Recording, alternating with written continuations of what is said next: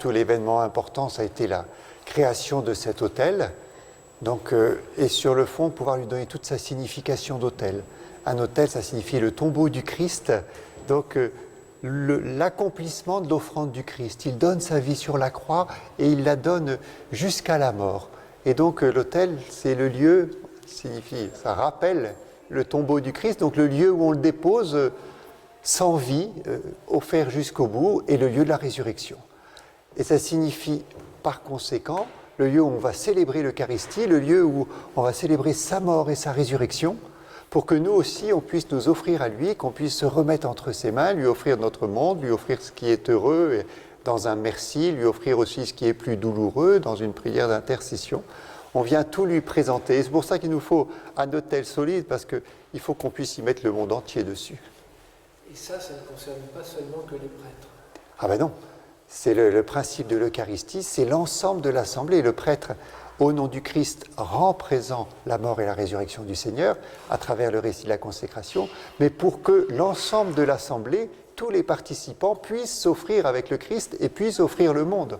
Donc célébrer l'Eucharistie, c'est une mission pour le salut du monde de l'ensemble de l'Assemblée.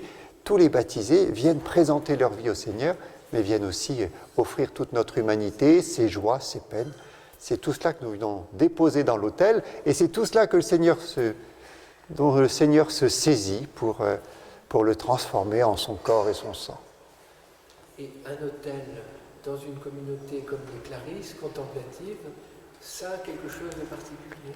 Oui, parce que ça signifie aussi leur consécration dans la vie religieuse, qui est un déploiement de la consécration du baptême. Mais cette consécration, c'est dans une offrande de toute leur vie au Christ. Et donc l'autel au cœur de leur communauté signifie le don qu'elles font d'elles-mêmes dans leurs vœux et jour après jour dans cette fidélité à l'appel du Seigneur. La vie contemplative, on peut se demander, entre guillemets, à quoi elle peut servir. Cette communauté des Clarisses qui vit un peu à l'écart du monde, quel est le sens de la vie contemplative pour le monde, pour ce diocèse? Alors la vie contemplative, c'est un cadeau de Dieu. Notre monde tient parce que des hommes et des femmes le portent dans la prière. Il y a certes l'engagement de chacun et toutes nos activités qui sont essentielles, mais plus fondamentalement, toute l'histoire de l'humanité, c'est l'histoire aussi d'un combat spirituel entre le Seigneur qui donne la vie, qui veut nous conduire à son royaume, qui nous donne son amour, qui compte sur chacun d'entre nous, et puis les puissances du mal.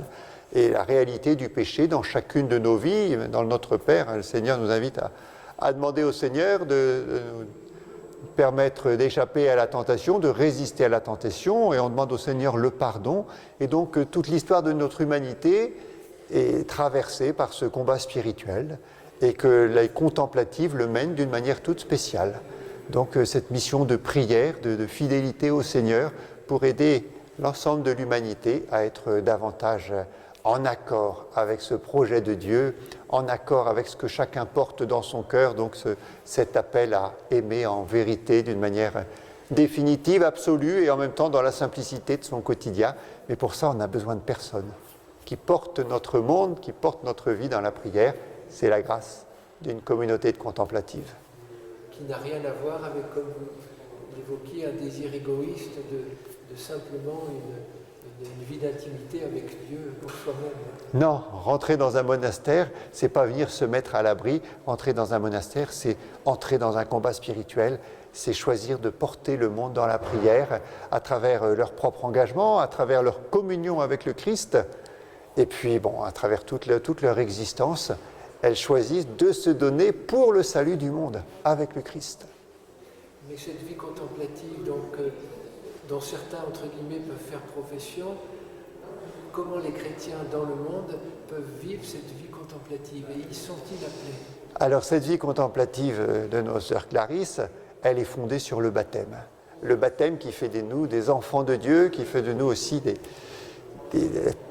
la grâce de l'Esprit qui nous donne de contempler le Seigneur. Donc tout chrétien doit être contemplatif, c'est-à-dire que tout chrétien doit avoir les yeux tournés vers le Christ, le contempler, se réjouir de sa présence, se remettre entre ses mains.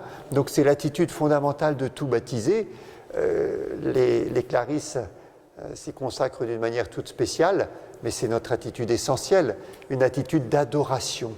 C'est-à-dire, c'est pas qu'est-ce que Dieu va m'apporter, même si la prière d'intercession est importante et nécessaire, mais c'est d'abord, j'adore Dieu parce qu'il est Dieu. Et je reconnais à travers cette prière d'adoration, c'est je me mets à ma juste place, je suis sa créature et ce n'est pas une catastrophe, c'est une grâce.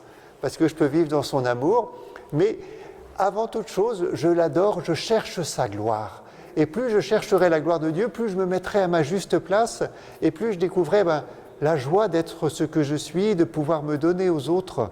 Et donc, à travers la vie contemplative, on exprime une dimension fondamentale de notre vie chrétienne, qui est cette adoration. Vénérer Dieu, le respecter, le louer, lui rendre grâce, le remercier, prier, intercéder aussi.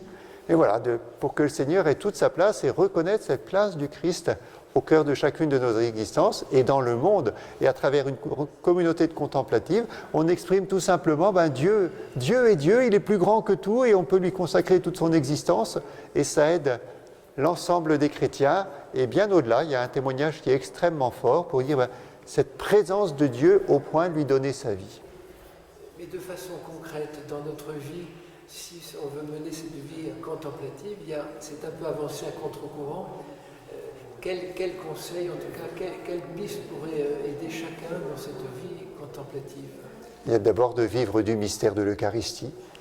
Comme le Christ, l'adoration du Christ dans son humanité, c'est d'offrir sa vie au Père et d'offrir sa vie sur la croix pour le salut de tous les hommes. Et donc, chacun d'entre nous, dans la manière dont nous vivons l'Eucharistie, nous vivons cette adoration avec le Christ et nous vivons cette offrande de nous-mêmes. Donc, la participation à l'Eucharistie est au cœur. Mais pour bien vivre l'Eucharistie, il faut une vie de prière personnelle, c'est-à-dire à la fois se laisser éclairer par la parole de Dieu, parce que c'est cette parole qui donne lumière à notre existence et puis qui nous montre la bonté de Dieu et le chemin pour vivre en accord avec cet amour. Et puis d'autre part, toute une vie intérieure de silence, d'intercession, la prière à Marie aussi, Marie qui nous accompagne sur ce chemin, la prière du chapelet. Après, selon la grâce de chacun, les formes de prière peuvent être diverses, mais elles sont toutes essentielles et elles s'inscrivent dans un ensemble. Et c'est saint Ignace qui disait « agir comme si tout dépendait de nous et prier comme si tout dépendait de Dieu ». Et c'est vraiment les deux jambes qui nous permettent d'avancer, cette prière qui nous remet entre les mains du Seigneur. Et puis de cette prière jaillit la nécessité de s'engager, et c'est l'action. Parce que le Seigneur, la prière, c'est jamais un repli. La prière, c'est une mission et c'est un envoi en mission. Et plus on vit dans cette communion avec Dieu, plus on a envie de le partager aux autres, plus on a envie d'aimer à sa manière. Et cette vie de silence, pas si facile de la vivre à notre époque. Ben oui, mais c'est faire des choix. La télévision, c'est bien, mais est-ce qu'on sait l'arrêter?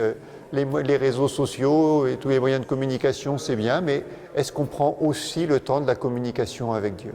Et donc c'est vrai que ça demande des choix, mais ces choix, on s'aperçoit rapidement que c'est des choix de bonheur, que c'est des choix de vie, que c'est des choix qui nous permettent d'être davantage nous-mêmes, d'être davantage au service des autres, et on ne le regrette pas. En tout cas, on a un monastère contemplatif de femmes sur notre diocèse. Pour les hommes, peut-être qu'il faut patienter encore un peu. Eh bien oui, il faut accueillir le cadeau de Dieu et il n'a pas fini de nous en faire. Peut-être pour revenir sur la cérémonie, plus précisément, au moment de la bénédiction de l'autel, est-ce qu'il y a quelques mots, des prières qui ont été dites, des gestes qui ont accompagné cette bénédiction et consécration de l'autel qui vous marquent plus dans leur sens profond? La dimension du Saint-Crème, qui est vraiment l'huile de la consécration, c'est d'abord le Christ, celui qui a reçu l'onction, et puis cette onction, c'est-à-dire celui qui vit dans l'Esprit Saint, eh bien cette onction, elle nous est donnée dans le baptême, avec l'onction, avec cette huile de Saint-Crème. Cette onction, elle nous est donnée dans la confirmation pour annoncer l'Évangile, témoigner de la foi. Cette onction, pour nous prêtres, elle nous en est consacrée pour célébrer l'Eucharistie au nom du Seigneur.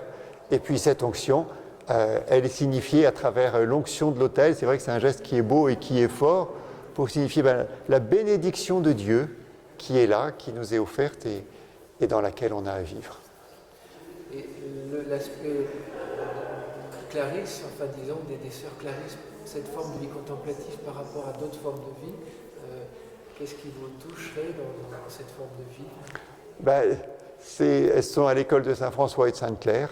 C'est une école de simplicité, de vivre l'Évangile le plus simplement possible, le plus sobrement. Et je pense que cet hôtel, il est bien à l'image de ce qu'elles sont, une certaine sobriété de vie, quelque chose de solide, et en même temps centré sur l'Eucharistie. Et le médaillon le rappelle. Il inscrit cet hôtel dans l'histoire de ce monastère. C'était le médaillon qui était sur l'ancien maître-autel. Il a retrouvé sa place et il évoque un événement important de la vie de Sainte-Claire où les Sarrasins voulaient envahir le monastère et elle est sortie avec le Saint-Sacrement, donc l'ostensoir qui est au cœur du médaillon, qui signifie justement cette présence du Seigneur qui nous protège, et c'est ce qui est écrit, ego, alors c'est quoi la formule? Ah oui, ego vos semper custodiam, et moi je vous protégerai toujours. Une parole du Seigneur au cœur de l'Eucharistie, vivez de l'Eucharistie, et la réponse du Seigneur, et je vous protégerai toujours.